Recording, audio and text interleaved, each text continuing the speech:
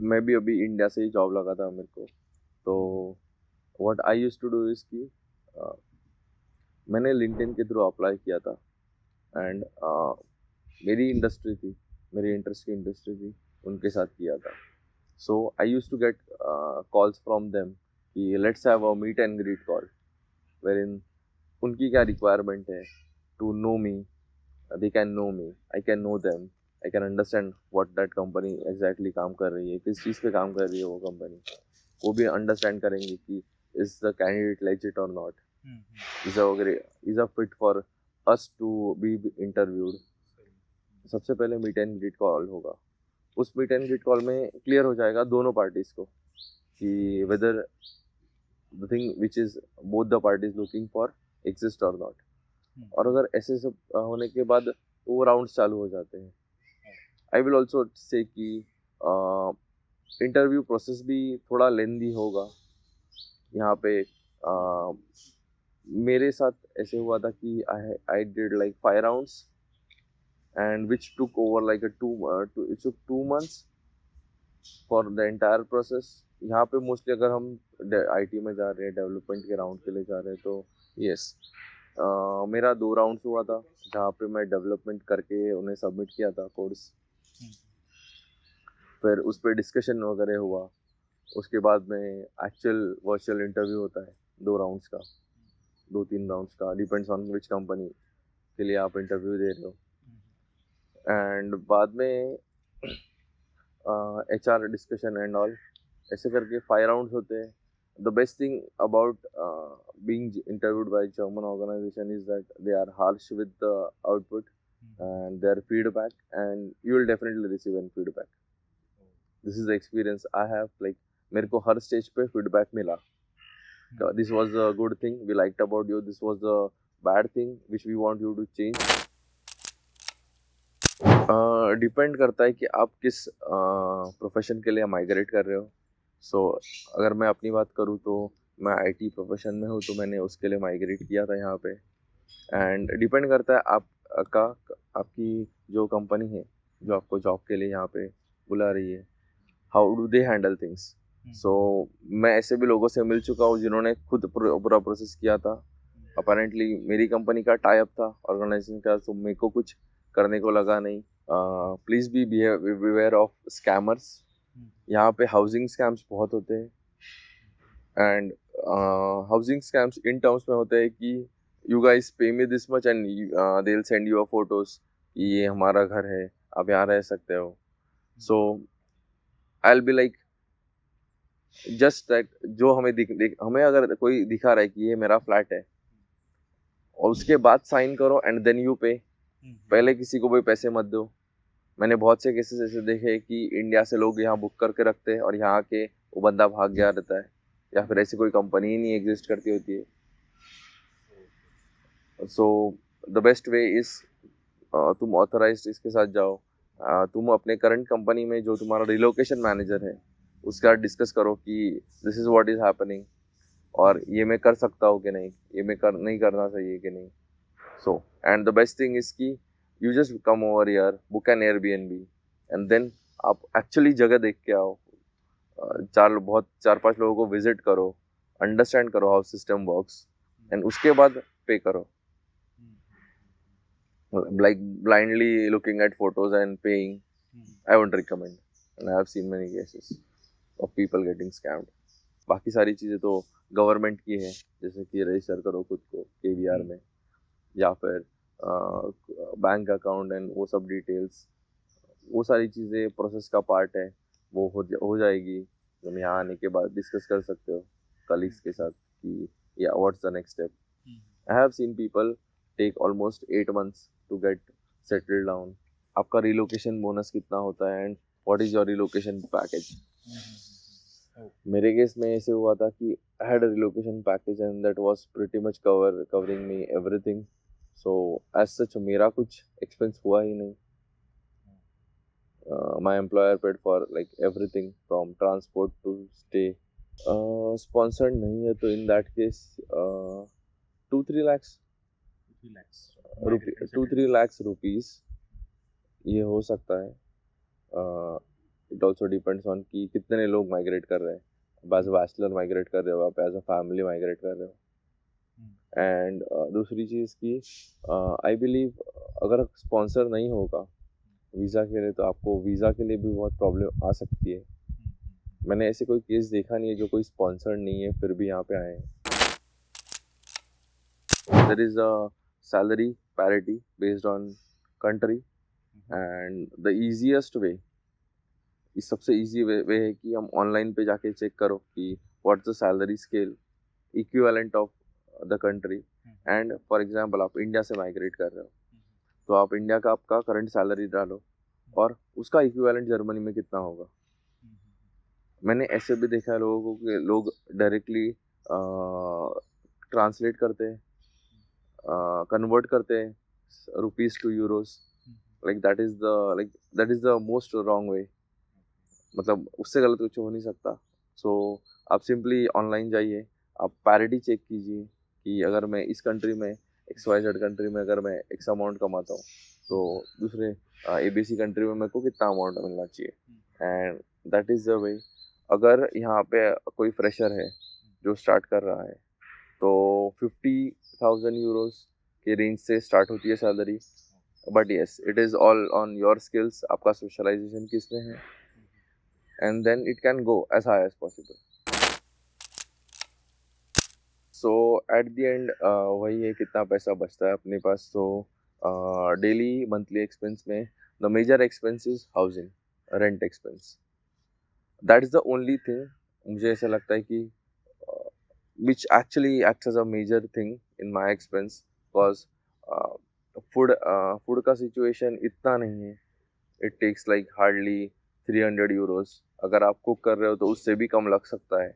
It's on you but like rent rent के लिए आप सिंगल अपार्टमेंट चाहते हो जहाँ पे it's a studio apartment, so it can go from 700 euros to 1200 euros per month. But आप किसी के साथ शेयर कर रहे हो एंड डिपेंड करता है आप कहाँ पे हो। अगर आप ऑफ वन ऑफ या फिर हार्ट ऑफ मेजर सिटीज़ में रह रहे हो जैसे कि बर्लिन हो गया, फ्रैंकफर्ट के हार्ट में रह रहे हो, म्यूनिक में हार्ट में रह रहे हो। Also Munich, overall Munich is a costliest city in Germany compare to Berlin, Frankfurt and other cities. So अगर हम म्यूनिक की बात करें तो अगर सिंगल पर्सन का सिंगल अपार्टमेंट हम देख रहे हैं तो it can range from 750 to 1000 1200, depends कि आपको कितना बड़ा चाहिए। बट मैं तो रिकमेंड करूँगा to share with someone if you are a bachelor, because then you can get a big apartment, and the big apartment or two-room apartment can usually cost between 1400 1500, and then if you divide it by two then it is half of that, 750 and all. So that's sharing is much more easier over here. But yes, वही major expenses है rent का ही। उसके अलावा food and all का इतना expense नहीं है। अगर आप पार्टी वगैरह करते हो तो ट्रांसपोर्ट का तो जर्मनी ने सबसे बेस्ट कर दिया है अभी कि they have a 49 euro subscription pass for a whole month and आप इंटायर जर्मनी में नॉर्मल ट्रेन से कहीं भी घूम सकते हो। तो ट्रांसपोर्ट का तो कोई एक्सपेंस है ही नहीं। 60-70% आपका एक्सपेंस पूरे मंथ का will be the rent and 40% you can think about as other activities. अगर आप यूजुअली बाहर भी खाओगे तो one meal can cost you close around about 10 euros for the other utilities. I can say I am paying like 35 euros per month. Insurance का ये है कि public health insurance and private health insurance दो major thing है। अगर आपको यहाँ पे रहना नहीं है, मतलब आपको जर्मनी में आना है for couple of years, let's say 10 years, and आपको वापस इंडिया जाना है एंड आप काफ़ी बैचलर एज पे आए हो, सो यूजुअली पीपल रिकमेंड कि प्राइवेट ले लो क्योंकि प्राइवेट इंश्योरेंस का प्रीमियम बहुत कम होता है। एंड जैसे आपकी एज बढ़ती जाती है, फॉर एग्जांपल आप 28 के एज पे इनरोल हुए, 28 25 24, तो आपका प्रीमियम बहुत कम रहेगा। और जैसे आपकी एज बढ़ेगी प्रीमियम नहीं बढ़ता यूजुअली। आप लेकिन प्राइवेट के अंदर जितना आप लेट एनरोल होंगे उतना ज़्यादा प्रीमियम रहेगा जितने ओल्ड रहेंगे। सेकेंड थिंग, प्राइवेट इंश्योरेंस आपको सिर्फ आपका इंश्योरेंस देता है, It doesn't include anyone. If you want to, if you are a private insured person, अगर आपको अपने स्पाउस को एनरोल करना है, आपके किड्स को एनरोल करना है, then you have to pay separately for them. Now coming back to public health insurance is like super costly, but it has benefits like you can add your spouse, your kids to it. You don't have to pay extra. Second thing, private insurance में आपको appointment जल्दी मिल सकती है. Public में you have to go through like priority basis. अगर doctor will decide कि is it an emergency patient, and accordingly आपको appointment मिल सकती है. But yes, end of the day, major public goes for public health insurance. Then it is like super necessary to have a liability insurance. वो भी depend करता है कि आप कौन से इंश्योरेंस से ले रहे हो. You can get it from your bank. बहुत ही कम अमाउंट का होता है. It can be like 50 euros per year to 120 euros per year. But liability insurance is something every person should have. Like there are 3 type of insurance usually German people recommend. One is liability insurance, one is hazard insurance. अगर आप rent के flat में रह रहे हो और आपसे कुछ हो जाता है, फॉर एग्जांपल मिरर टूट गया विंडो का, तो हाउजार्ड इंश्योरेंस होता है. And third is lawyer insurance. For example आप यहाँ पे कुछ आपको लीगल एक्शन लेना है, तो राउंड अबाउट ये सब का 500 यूरोस के अराउंड अगर कैलकुलेशन करें तो 500 यूरोस पर ईयर ये सब का इंश्योरेंस होता है. And it actually helps us because I came across a case where in the Indian family was cooking, and while cooking they just placed some utensils on tabletop, and it got ruined. So it is a part of whole set, so he was supposed to change like everything, and उनका insurance था अगर तो वो free में हो गया liability insurance. लेकिन अगर नहीं होता तो उनको 6,000 यूरोस 5,000 यूरोस का बिलिंग आ गया था. 41% class 1 to be precise. But अगर आप अपने स्पाउस के साथ हो तो your tax class changes to class 3 और class 5 depends on what is the condition. अगर आपकी वाइफ वर्किंग है, आपके हस्बैंड वर्किंग है या नहीं, उस बेसिस पे वो डिसाइड होता है. And then there is a change. मेरे को डिटेल तो नहीं पता उन सब चीज़ की, बट यस एग्जैक्टली कितना चेंज होता है बिकॉज इट्स अ प्रायोरिटी, या आपका अर्निंग कितना है, आपका होल फैमिली का अर्निंग कितना है टोटल, एंड उसके ऊपर डिसाइड होता. बट यस दिस अब मैंने यहाँ पे मोस्टली हाउसिंग का सिचुएशन के लिए मैं बहुत ही जर्मन लोगों से मिला, and I believe they are more precise, they are straightforward, and it's good to be straightforward than to be on a gray scale. अगर हम straightforward हो तो हमें पता है कि सामने वाला हमसे क्या expect कर रहा है, and I feel like that's a good thing. Let's not like blame Germans for that thing, because they are pretty straightforward. Even if there is a good thing or a bad thing, they are straight to the point. There was one incident में एक previous owner थे मेरे, हम उनको बोले कि हमारी XYZ situation है and then we are going to share a flat, and they were like yes definitely you can share a flat, and it's better to be honest with them and tell them that we are, and the owner was super nice and she actually helped us in many things, in setting our things, and हम यहाँ move हो गए तो हमें most of चीज़ें पता नहीं थी, so she was my go-to person for asking everything and anything. Allocation of work pressure India में बहुत ज़्यादा होता है compare to Europe. In Europe you have a freedom कि हम बॉस के साथ और हमारे हायर अप इन चेन के साथ हम डिस्कस कर सकते हैं कि I don't feel like this work is like super extensive and I need more time and no one wants you to stay late. India में हमें sick leaves प्रोवाइड की जाती है.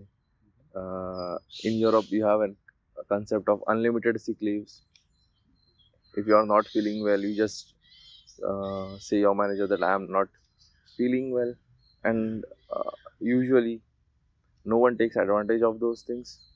There is no micromanagement over here. Everyone has a freedom to pursue his or her whatever her opinion is. Company is not concerned about only about work, but there are some extra activities, company culture and interacting.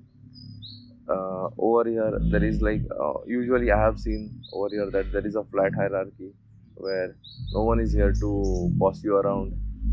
They just allocate you whatever. वो तुम्हें काम दे देंगे और उसके बाद वो expect करते हैं results.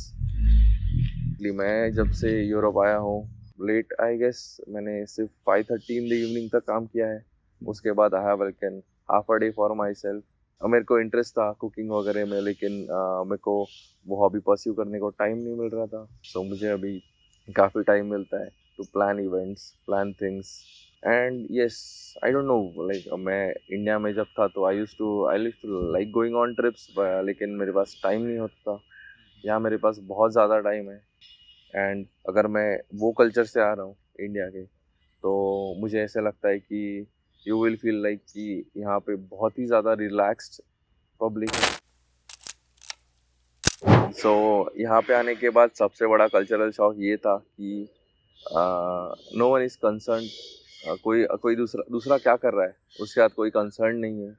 Every one likes to be private and have his private space.